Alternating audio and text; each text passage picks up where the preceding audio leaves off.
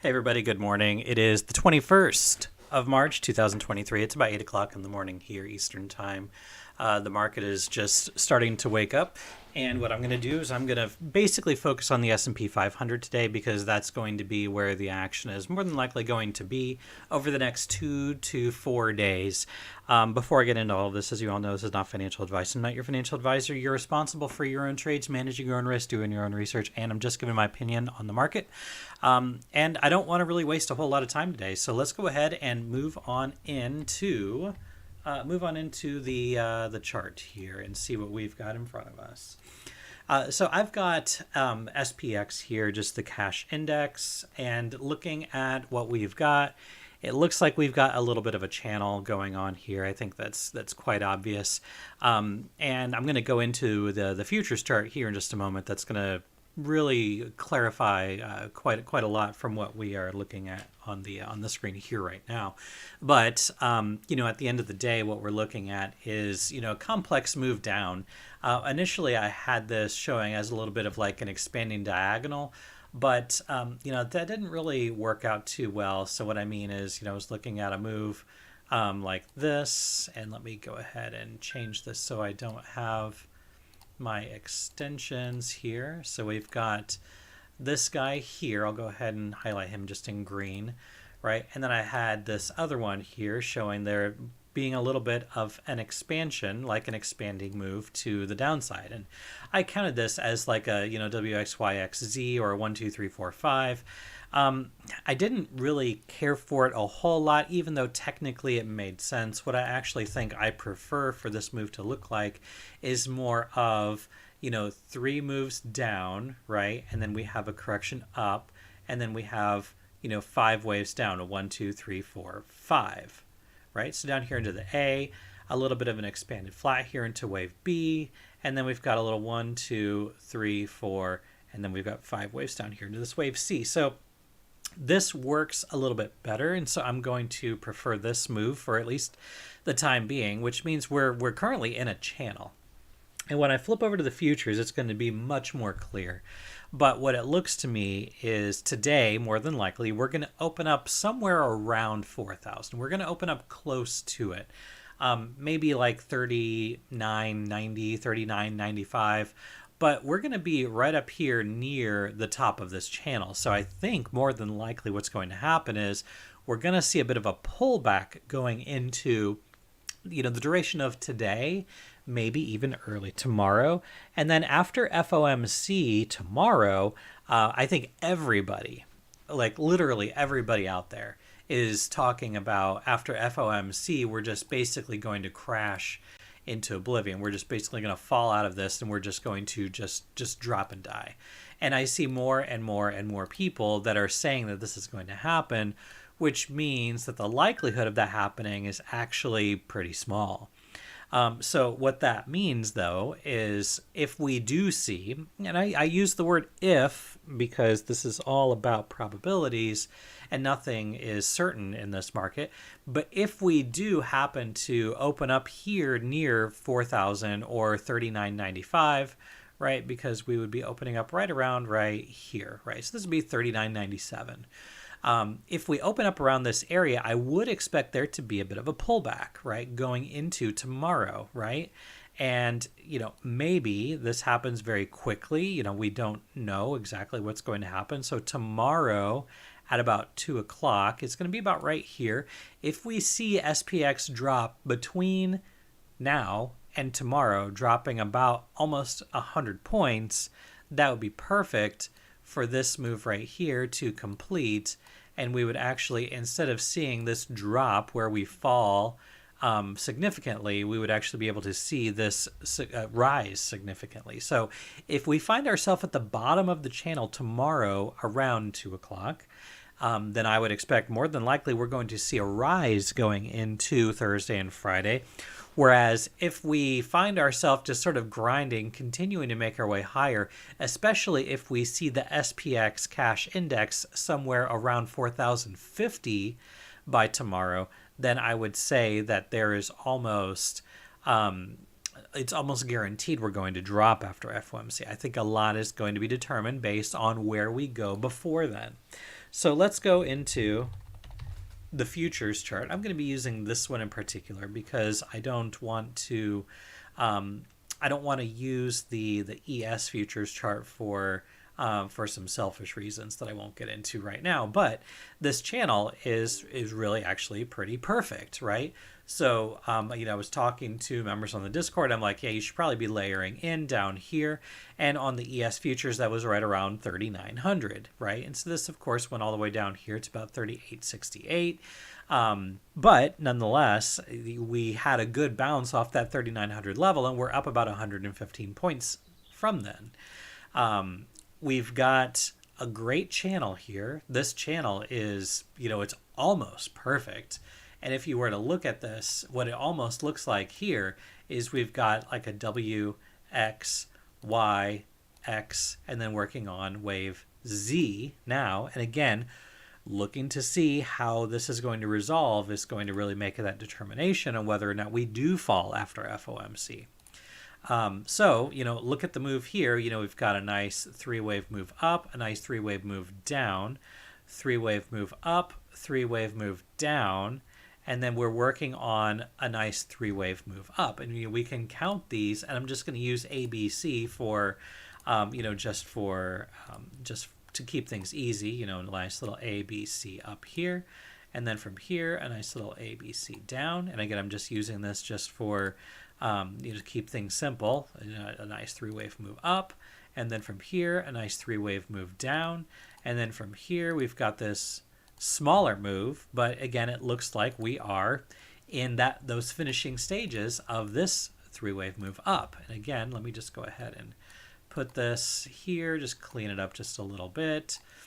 All right, change this, move it up a degree, and then so if we do have a W, X, Y, and then an X, and then we go up for the Z, this is actually looking to be pretty good. So this would put the S&P 500 somewhere around 4,000 before we see a move to the downside. So again, this all depends on how the market goes into tomorrow. It really doesn't have a whole lot to do, in my opinion, with what gets dropped tomorrow, because the fact of the matter is the market is manipulated and it's going to move in whichever direction the manipulators want it to move. And so if retail traders are well positioned in one direction, chances are it's going to move in the opposite direction. And what I'm seeing right now is there are a lot of people out there that are pretty bearish right now. A lot of people are pretty bearish. Now, if we do drop, okay, so let's just talk about this for a second. If we do drop, and it's possible that we do, how far are we actually going to go? Well, let's just go ahead and look at this from the perspective that we have a significant top here, right? Actually, let's go ahead and move on back just a little bit more, back to the beginning of February, right? We have this top up here, okay? And again, we've been talking about this for a while now. We've got this top up here. We've got this trend line here at the midline, which provided some support. And now we're right here, which happens to be near a, let's see here, that's just a trend line that I've got, so I'm not going to dig into that. But we're about halfway between this trend line and this trend line, maybe just a little bit more. We'll call it maybe a 61.8% move into this next trend line before we might see a move to the downside. I'm going to zoom out just a little bit more, and I'm going to show something that, again, this is something that a lot of people are talking about. And I'm not really completely ready to say that this is going to be what the market is going to do. But if we do have something like this, where we've got this trend line here, well, then, what we potentially have going on is the potential for another bottom trend line. And I'm not ready to say that it looks like this. No, I actually think it's probably going to look a little more like this, which means if we do see that move to the downside, it's going to look a little bit like this. From this top right here, right there, we get down here to this bottom right here. Okay, we'll call it right there. And then we're going to be seeing this retrace. And right now we're right here. And I think we're going to go a little bit higher, right? So now we're talking about a move potentially down here to this 618, maybe even as far down as this 100, which takes us down to about 36.46. Can you imagine the frothiness of the bears if we do happen to see SPX go down to this 36.50 level, right? And again, this assumes that we're going to get up here to about 4,015. I actually think it's very possible that we could go up as high as about 4,040 to 4,050, right? So that takes this 100% extension down here to about 36.69. But again, if we break down, we're not going to be making new lows just quite yet. No, I do not believe that that is what's going to be in the cards. So where are we actually going to go? Well, if we're in a bit of a wedge, chances are actually pretty good we're going to go down to the 786. From this dominant pivot low to this dominant pivot high, we've got the 618 right here between 37.25 and 37.50. But where is that 786? That 786 is at 36.33. So it could take some time, but a move down here to 36.33 by, say, mid-May would make a whole lot of sense, okay? And again, I'm looking at this from a more long-term perspective. I'm not looking at this from a short-term perspective. I'm not looking to get into a short-term swing or anything of the sort right now. Let me just go ahead and compress this a little bit here and just talk a little bit about what I was discussing just a few days ago on my video when I was talking about the full moon, right? We were talking about the full moon being on April 6th. So that's coming up here in just a few weeks, just a couple weeks now. If we go up into February 6th, sorry, not February 6th, April 6th, so that goes up to about right here. If we move up into that 4,050 level by April 6th, well, that again would fuel that move to go down into mid-May. And again, what that would probably look like, just to be clear, we've got this move up here, then we have this little bit of a corrective move down, and then we go up into the 6th or so of April. Again, that's 4,050. This could be the path to 4,050. Not saying that it is going to be, just saying it's possible that it is. Then we can see that move significantly lower into mid-May. Now, why would the market do that? Well, the market would do that because right now everybody is positioned short. And I'm not saying that everybody is, but you can tell if you take a look at a lot of the charts on Twitter that are out there. A lot of people are positioned short. Am I positioned short? Frankly, yes, I am. But I'm not looking to be positioned short going into tomorrow. Tomorrow, I would like to be net neutral. And what I'd like to do is catch a long, again, back down here at about 3,900, or waiting to catch a short up here at about 4,050. From there, I'll be more than happy to take this short leg down into this 786. And again, I wouldn't be looking to hold this thing much further than 3,700 just because of the way that this chart looks. This chart looks extremely corrective, and it has been corrective for quite some time. And if you were to take a look at some of these formations, I mean, look at this move right here. That is a corrective move that ripped the face off of a lot of bears. But it is a corrective move to the downside. And then from the downside, again, we've got a nice big corrective move to the upside. So we're seeing signs that we are in a series of corrective moves, and the median of this, okay, where is the median of this entire, if this is a wedge, where is the median of this wedge? Let's go ahead and measure dominant pivot high, dominant pivot low, right down there. The 50% is right here at 38.84, and this is close to, it's not exact, but it's close to the SPX cash index. The median is right there at 38.85. Okay. And another thing that's really quite interesting, we had a move here, and it looks to me like we had a 100% expansion. Let's go ahead and just check that out because that's quite interesting. I love geometry when it comes to charts, and I want to take a look at my measured move on here and see, because it looks like we had it wasn't quite a 100% expansion unless I've got it on the wrong scale. Let me move that to log scale. Yeah, look at that. almost exactly a 100% expansion to the downside. We had this move here, which was contained in a fib move, and then from that move from 43.25 to 38.83, we did have an expansion almost 100% to the downside. This bottomed out at about 34.89, and the 100% expansion was at 34.86. That's quite interesting. But again, that's just geometry, and that's just me being a little geeky. But that 50% right here, this is basically where I would expect this apex to occur at that 50%, which is going to be at 38.85. So what this looks to me is we might be looking at this as one huge, huge triangle. And this could take the better part of the year to work itself out. Unless we break out of one of these zones. And again, I'm still looking here at this level as the important area, which is going to be down here to, again, just a little lower than 3,700. Going down into like maybe mid 3600s. But this median right here is at that 50%. And if we do see the S&P do something like this, we may be actually in this for another year, waiting for this to resolve. Now, chances are it's not going to go all the way to the apex. It's going to break down more than likely before then.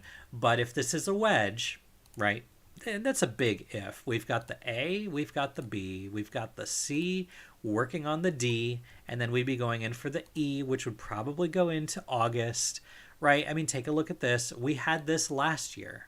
Right, we had this last year going into June and July. That was one of my biggest months trading futures. And again, it started around mid-May, went into June and July, and actually it extended into August just a little bit. But that was a big profitable move to the upside. And so that would be this move right here. That would be a significantly profitable move to the upside, and that could take us basically right back to where we are right now.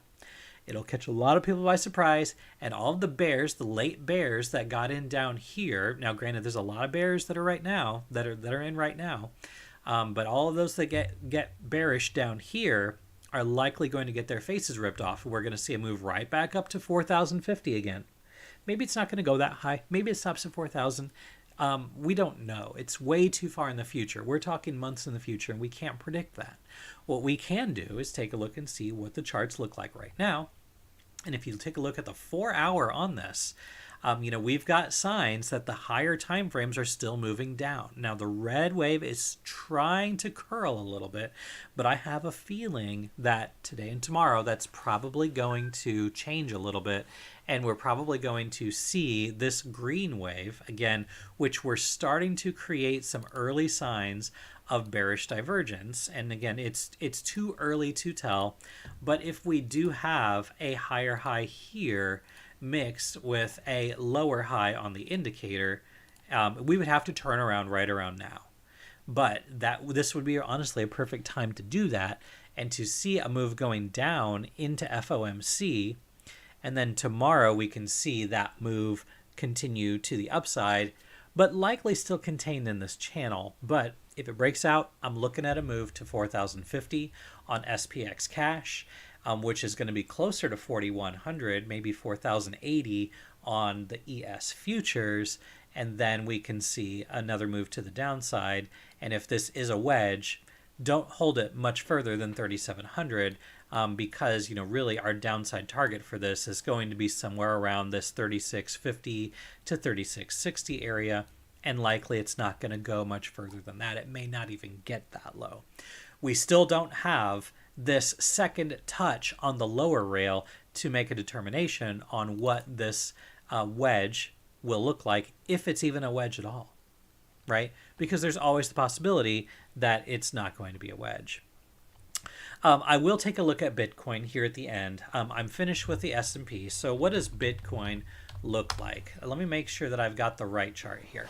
All right, so I want to talk about something with Bitcoin. I don't have a whole lot of extra analysis to do on this right here, but taking a look at this, this is starting to look more and more like another diamond in the rough. So if this is, basically from this here, this looks like a little A, B, C, D, E, right? This looks like a nice corrective move, which has, sort of already resolved new highs, but it's getting caught up here. So that has me paused just a little bit, because we were looking at Ethereum a few weeks ago showing a little bit of a diamond top formation. What I'll say here about this, I'm going to change this around just a little bit, and I'm going to do a rotated rectangle, and we're going to do this, and let's see here, and try and get this as close as possible. Yeah, I don't actually need a rectangle, I need a square. So let's do this, put this guy up here, and let's see if it's going to let me. It's not going to let me rotate this. That's going to be hard if I can't do that. Let me try this there.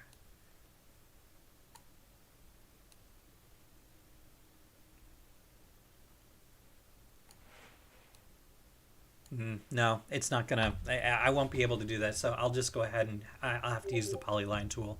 So what I'm trying to do is trying to be as geometrically perfect as possible. But what we're basically looking at is the possibility that Bitcoin is doing, again, something a little bit like this. I could probably move around this just a little bit to get it a little more symmetrical. But with Bitcoin looking the way that it is, it's possible that we are at a top. Like, I'm not saying the top, I'm saying that we're at a top. And it's very possible that the path of Bitcoin from right here, it could break out, right? It's way too early to say that this is a diamond, right? It's way too early to say that this is going to come right back down here. And this diamond is like way too big. Like, the only reason why I bring this up is because it was brought up to me by somebody. I don't think that this is what's the case. I don't think that this is what we're in right now. I don't think for a moment that we're going to come all the way back down here to 15, 16,000. I actually believe it's probably, a better case that will go up to 30,000 before we see 15 or 16,000 again. But now that we're here, right, we do have to watch signs that we are seeing.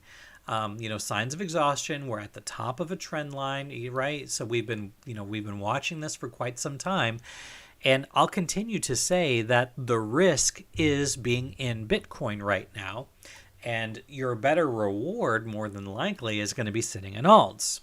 And the only reason why I say that is looking at Bitcoin dominance. Again, this is also something that we have been watching. We're getting up here. We tapped 40, almost 48%, right? And again, I haven't changed this chart since a few days ago, right? I haven't looked at it.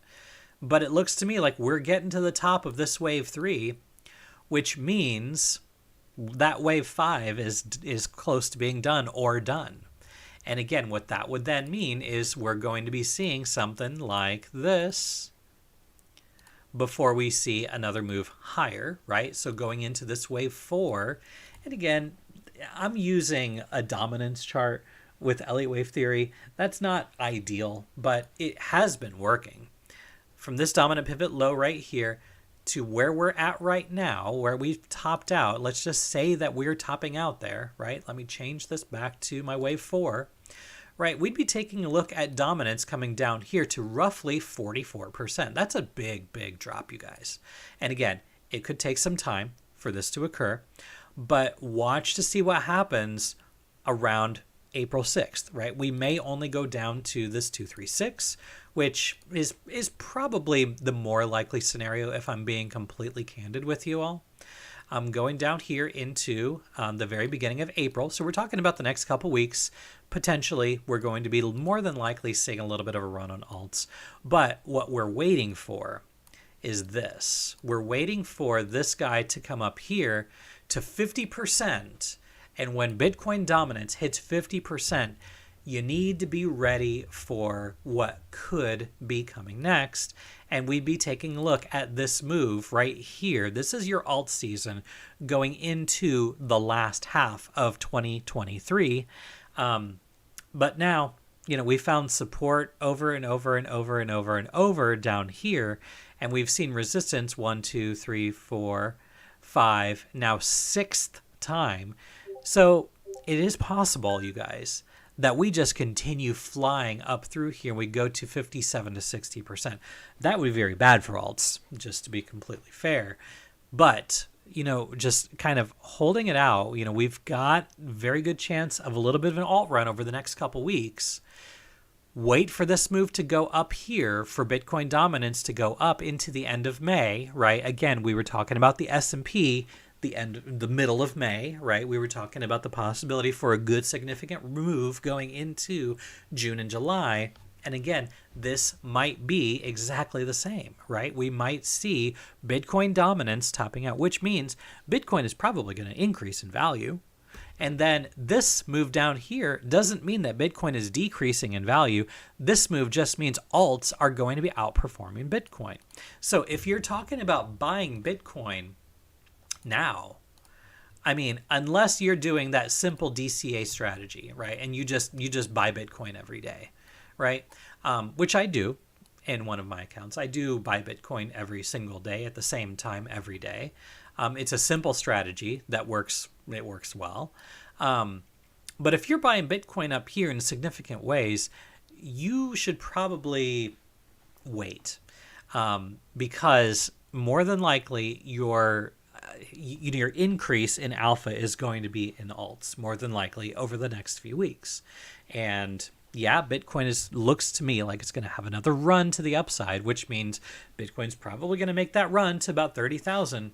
But once it gets up there, as long as it doesn't completely reject and just completely get annihilated, alts are going to have a great chance at a really, really great run.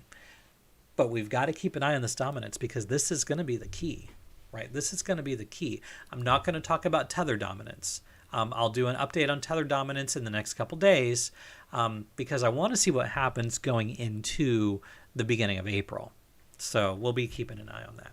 All right, guys, that's all I've got for you right now. If this video did help you in any way, shape, or form, you know the deal. Like, subscribe, share. If you need access to our Discord, if you need access to our trades, if you need access to our indicators, all of that information is on BitDoctor.org. And last but not least, wherever you are in the world, I hope you're having a good day, good night, and a good evening. Take care, everybody.